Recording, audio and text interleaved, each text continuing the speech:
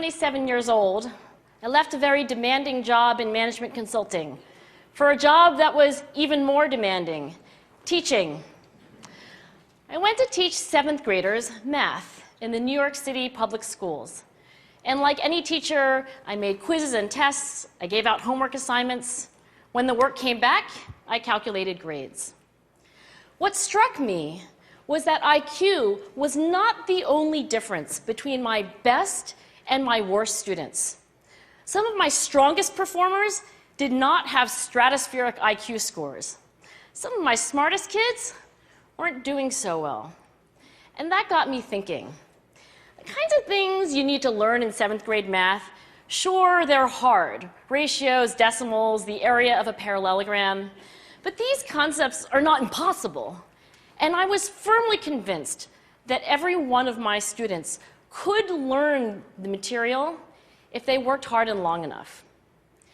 After several more years of teaching, I came to the conclusion that what we need in education is a much better understanding of students and learning from a motivational perspective, from a psychological perspective.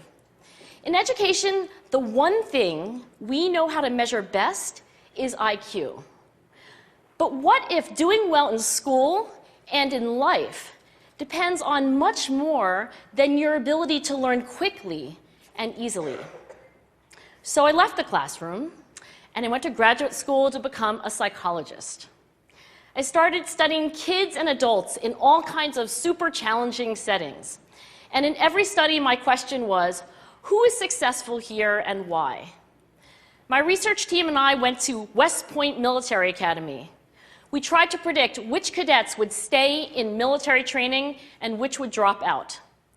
We went to the National Spelling Bee and tried to predict which children would advance farthest in competition.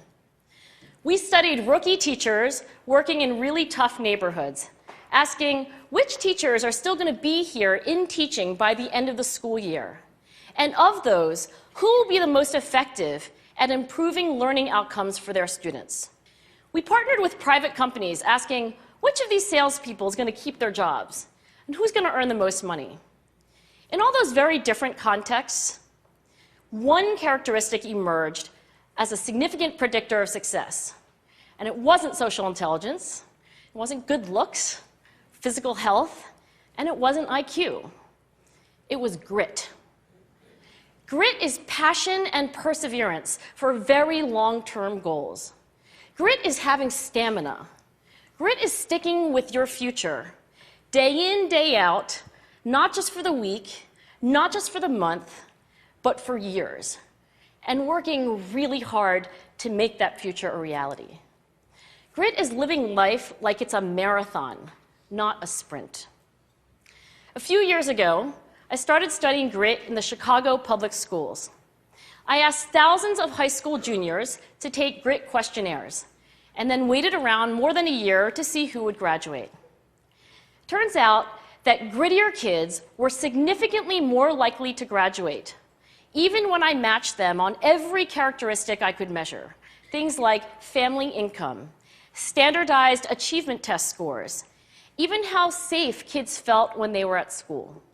So it's not just at West Point or the National Spelling Bee that grit matters, it's also in school, especially for kids at risk for dropping out. To me, the most shocking thing about grit is how little we know, how little science knows about building it. Every day, parents and teachers ask me, how do I build grit in kids? What do I do to teach kids a solid work ethic? How do I keep them motivated for the long run? The honest answer is, I don't know. What I do know is that talent doesn't make you gritty. Our data show very clearly that there are many talented individuals who simply do not follow through on their commitments. In fact, in our data, grit is usually unrelated or even inversely related to measures of talent. So far, the best idea I've heard about building grit in kids is something called growth mindset. This is an idea developed at Stanford University by Carol Dweck, and it is the belief that the ability to learn is not fixed, that it can change with your effort. Dr. Dweck has shown that when kids read and learn about the brain and how it changes and grows in response to challenge, they're much more likely to persevere when they fail because they don't believe that failure is a permanent condition. So growth mindset is a great idea for building grit, but we need more. And that's where I'm going to end my remarks, because that's where we are. That's the work that stands before us. We need to take our best ideas, our strongest intuitions, and we need to test them. We need to measure whether we've been successful, and we have to be willing to fail, to be wrong, to start over again with lessons learned. In other words, we need to be gritty about getting our kids grittier. Thank you.